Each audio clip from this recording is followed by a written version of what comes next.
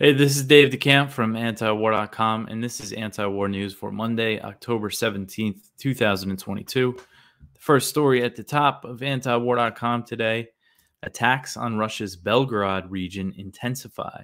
So Belgrade is a region of Russia, an oblast in Russia. There's also a city, Belgrade, but the oblast, it borders Ukraine, and it borders the Kharkiv region, which is where Ukraine recaptured a lot of territory in its counteroffensive last month in September.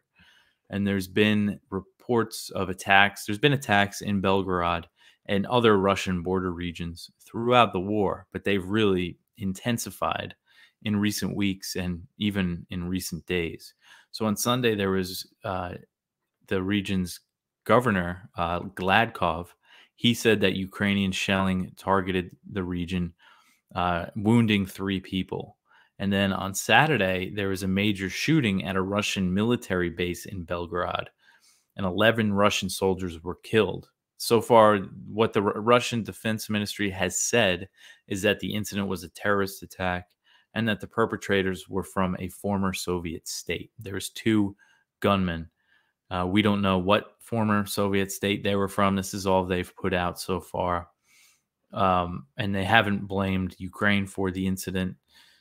So we don't know the full story there or what Russia, we might hear more about it in the coming days.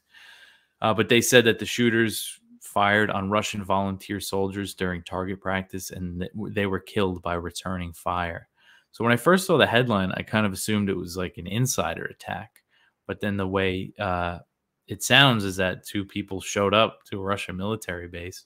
They were able to get in there and start firing. But also on Saturday, Gladkov, the Belgrade governor, he said that a fire was extinguished at an oil depot in the region that broke out due to Ukrainian shelling. So Ukrainian shelling targeted an oil depot, according to him. On Friday, he reported an apartment building was damaged by Ukrainian shelling. And a day earlier, he said Ukrainian strikes targeted an ammunition depot in the region. And there was more stuff before that. So this comes after Russia launched its large-scale attacks across Ukraine, targeting civilian infrastructure. Really the first time that they did a coordinated attack like that across the country on infrastructure, power infrastructure, communication infrastructure, things like that. Now, this was in response to the truck bombing of the Kerch Bridge, which connects the Crimean Peninsula to Russia. And Putin said on Friday that there was no need to keep up those attacks. He said that they hit all the targets they wanted to. But before that, he warned of a harsher response than what he's already done these strikes in response to more Ukrainian terrorist attacks on Russian territory. So these stepped up attacks inside Belgrade could mean another Russian escalation potentially. Okay, the next one here. I put up an article just about the shooting. It's from Al Jazeera, but it just has more details about the shooting. Killed 11 people and wounded 15 others at a Russian military training ground. And they said it was volunteer soldiers. Okay, so the next one. Belarus says it will host nearly 9,000 Russian troops. So the Belarusian Defense Ministry announced Sunday that nearly 9,000 Russian troops will be stationed in Belarus as part of a regional grouping to help protect the country's borders. So this comes after Lukashenko, the Belarusian president. He said last week that Russian forces would deploy with Belarusian soldiers in response to tensions on the western borders of the Union State, which refers to the combined territory of Russia and Belarus. So he made those comments after the Crimean Bridge truck bombing. He was saying it was in response to that. And again, there's been other attacks inside Russian territory. So throughout the war, since Russia invaded on February 24th, the initial part of the invasion, the part of it that went towards Kiev, was launched from Belarus.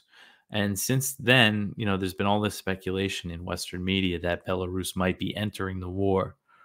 And they're taking this as another sign of that possibility. But so far, there's no clear sign that Lukashenko has decided to enter the war, to send troops to go fight in Ukraine. There's just no indication that that's happened. He's also accused Ukraine of planning attacks on Belarus, and that's how what he's using to justify this deployment. Who knows if he knew some intelligence? I mean, he didn't provide any evidence. They're just claims from him, so we don't really know. But you do have to wonder what would happen if Ukraine attacked Belarus. I'm not saying that would happen, but there are steps I think that could be taken to get Belarus to enter the war, maybe. But again, we don't know if that's going to happen. Okay. So the next one, this is from Kyle Anzalone. He wrote this on Friday. NATO is set to kick off its nuclear war games on Monday. So the Steadfast Noon exercises will begin on Monday and run through the end of October. And these are nuclear drills, and American B-52 bombers will be participating, and other advanced aircraft from other alliance members, nuclear-capable aircraft. They don't do live fire drills in these exercises, but it is, as Kyle puts it, it's a simulation of a war of annihilation with Russia. I mean, that's what else is it, But NATO said that they announced where the exercises will be held, which is that Belgium is going to host the exercises, and they will take place over the North Sea and the United Kingdom. Some American aircraft will take off from bases in North Dakota. So it will involve 14 countries and up to 60 aircraft of various types, including fighter jets, as well as surveillance and tanker aircraft, and B-52 long-range bombers. So this year's drills, they come, amid these soaring tensions between NATO and Russia and the U.S. and all this talk of nuclear weapons. And but they just have to go through with these drills anyway, even though, just the current situation. Stoltenberg said that it would send the wrong signal. That's the NATO Secretary General. He said it would send the wrong signal to cancel the drills. Basically, the way he frames it is that NATO has to stay consistent to deter Russia. So when it comes to nuclear weapons and NATO, France, the UK, and the US are the only ones with their own nuclear stockpiles. But there's this NATO nuclear sharing program where a few countries in Europe and Turkey have US nuclear weapons. They host them. And Belgium is one of those countries. And that's the country that's hosting these exercises. All right. So the next one here, this is again from Kyle. And Macron, the French president, he said that France would not respond to a nuclear strike on Ukraine with nuclear weapons. So he was answering questions about France's nuclear weapons policy in a TV interview, and indicated that Moscow detonating a nuclear weapon in Ukraine would not cause Paris to use its nukes. And of course, just because of the state of the world, he is facing criticism for saying that. So he said, so basically France's nuclear policy only allows for the deployment of nuclear weapons in self-defense. And in the interview, Macron expressed that a nuclear attack on Ukraine would not directly threaten France. And for that, he's come under fire from other officials, other European officials, including the defense minister of the Netherlands. So the Financial Times reported that NATO officials were unwilling to give a public statement on Macron's remarks, but speaking privately, they said it was alliance policy not to spell out when nuclear weapons would be used. An official added that a conventional strike on Russia was a likely response to Moscow using nuclear weapons in Ukraine. All right. So the next one is from Connor Freeman. He wrote this up also on Friday. This new, the White House announced a new $725 million arms package for Ukraine. So this new arms package, it's mostly ammunition for the HIMARS rocket launch system and artillery ammunition and small arms and stuff like that. But this new package, it brings the total in U.S. weapons pledged to Ukraine since the February 24th invasion to $17.5 billion. And that's just in weapons. And the way that they disperse this aid, mostly is by shipping it directly from U.S. military stockpiles so they could ship it to Ukraine right away. A few billion of that is part of this program where they're buying weapons for Ukraine, and that takes a little time. They have to enter contracts and things like that. But yeah, I mean, 17.5 billion just in weapons. It's really incredible. And so far, the U.S. has authorized over 67 billion in spending for Ukraine, mostly military aid. And that figure is greater than Russia's entire 2021 military budget. So more weapons, more money for Ukraine. It just keeps on coming. All right. Actually, I will use this moment to mention that it is our fundraiser. We need to get to 80,000.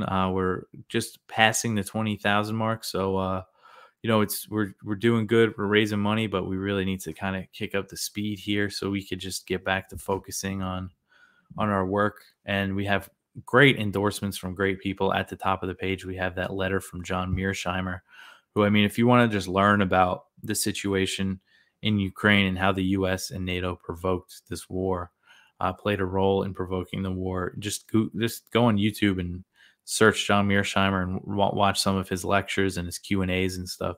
Just been a very important voice in all of this craziness. But yeah, he says to support AntiWar.com.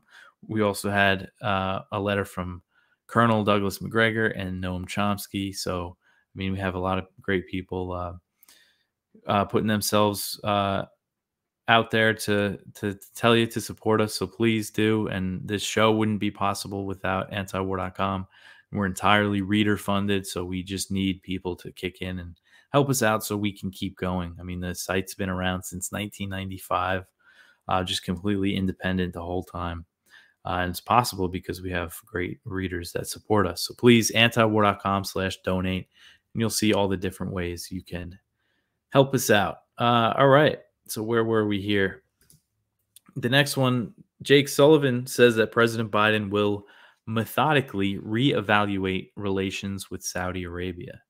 So Jake Sullivan, the national security advisor, he said this with an interview with CNN on Sunday, saying that, this is how Biden is reevaluating relations with the Saudis in the wake of OPEC's decision to slash oil production by 2 million barrels per day.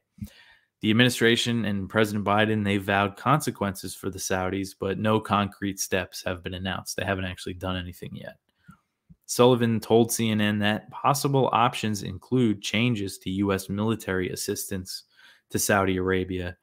And the Saudis are extremely reliant on U.S. maintenance and arms sales to keep up their military.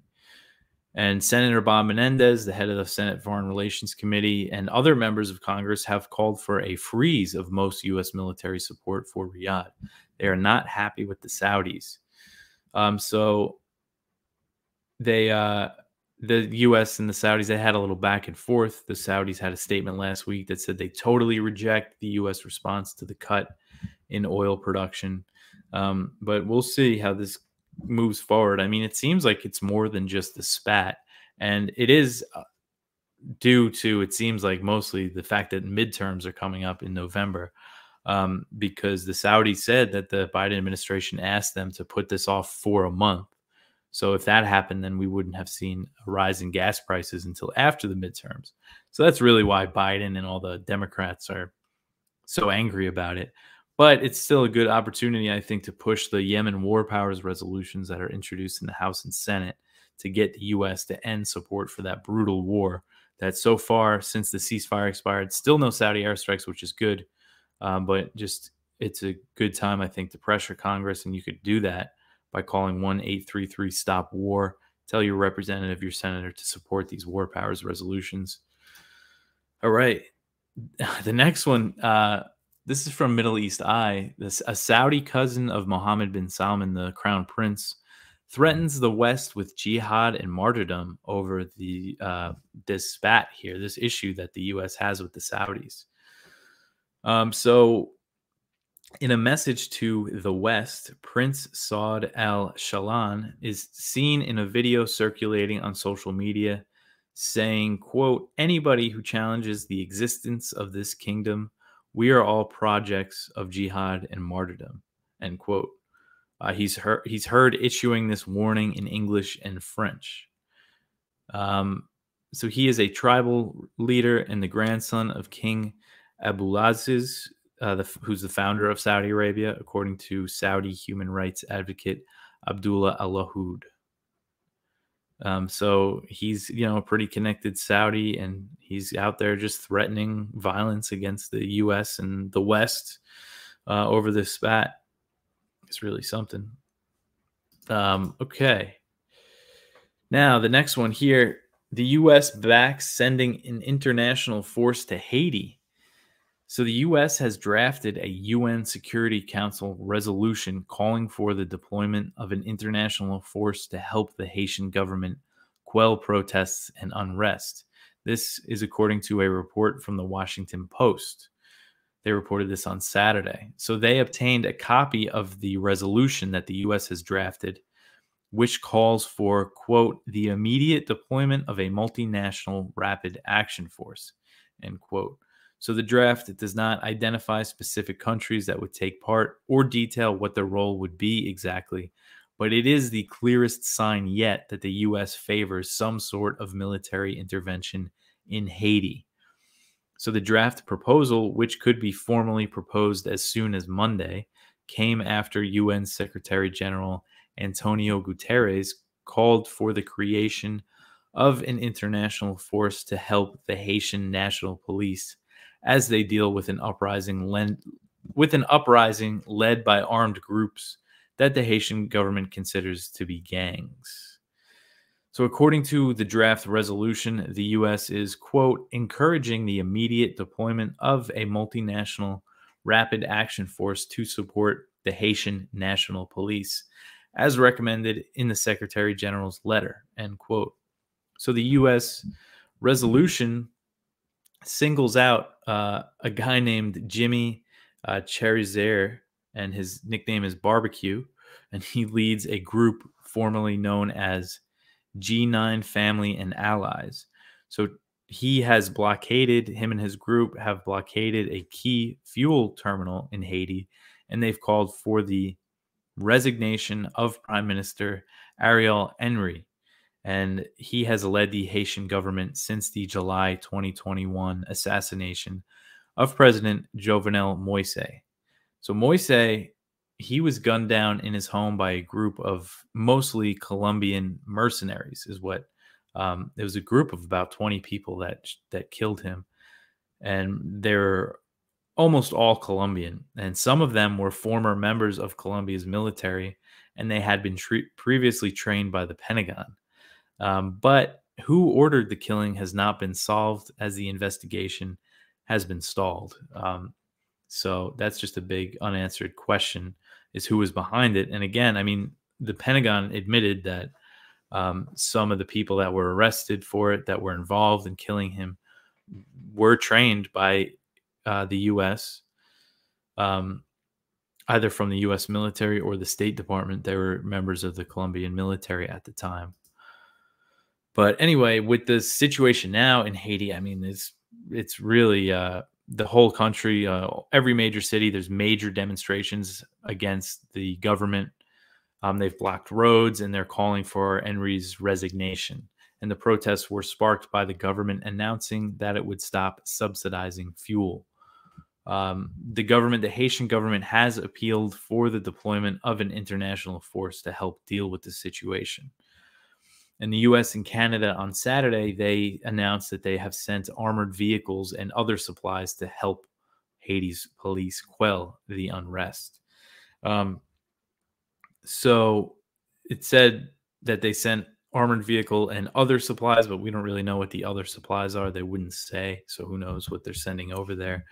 But it does look like something's going to happen. I mean, this has kind of been a long time coming. There's been a lot of talk of something like this happening, and now it seems like the U.S. is pushing for it.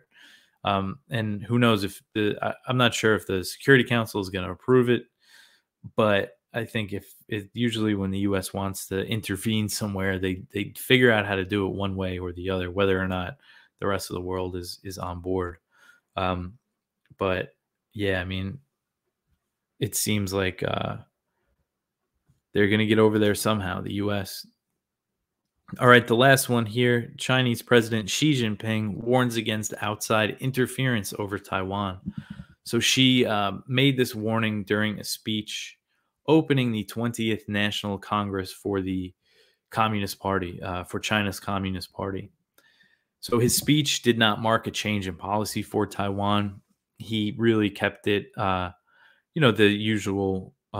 He reiterated what China's policy was, which is that they seek peaceful reunification, as they call it, but they do not rule out the use of force. And he did not mention the U.S. directly, but the warnings against interference, they come as the U.S. is going to pretty great lengths to increase support for the island and really fundamentally change the relationship with Taipei. So he said, quote, So after making his warning that China does not rule out the use of force, he said, quote, "This is directed solely at interference by outside forces and the few separatists seeking Taiwan independence and their separatist activities. It is by no means targeted at our Taiwan compatriots," end quote. So tensions have been high in the region, of course, since Nancy Pelosi visited Taiwan in early August, as I've just really been covering a lot. But it's important to harp on the fact that this increased Chinese military activity that we've seen around Taiwan has come after that. They warned pretty strongly against her going, and in response, they launched their largest ever military exercises around Taiwan, simulated blockading the island, and they've kept up the pressure by sending planes across the median line. And U.S. lawmakers in the Senate are trying to push through a piece of legislation that would give Taiwan $6.5 billion in military aid and include other measures. This bill would include other measures that would radically change U.S. policy toward Taipei. So while he did not mention the U.S. by name, he made a veiled reference to the sanctions and other pressure that China has faced from the West since the last National Congress, which was held 5 years ago. So these are held every 5 years. He called it external blackmail, containment, blockade, and extreme pressure. So he's expected to secure his third term during the National Congress, which is going to be held throughout the week. So he's going to be the first one to have a third term since there was no term limits when Mao was in charge. But after that, there was a two-term limit. It's 5 years for the Chinese leader. And he's already served 2. He became the president in 2012. But they changed the term limit laws back in 2018, I believe. So, but it looks like he's going to get another 5 years. But all right, that's it for the news for today. Let's see. We got a lot of good viewpoints as always. Great one from Ted Snyder that you should go check out. But I'll be back tomorrow with some more news. Again, please help us out with our fundraiser. We could really use the support. I know times are tough right now for everybody, but this is how we get by. But thanks again. I will catch you tomorrow with some more news.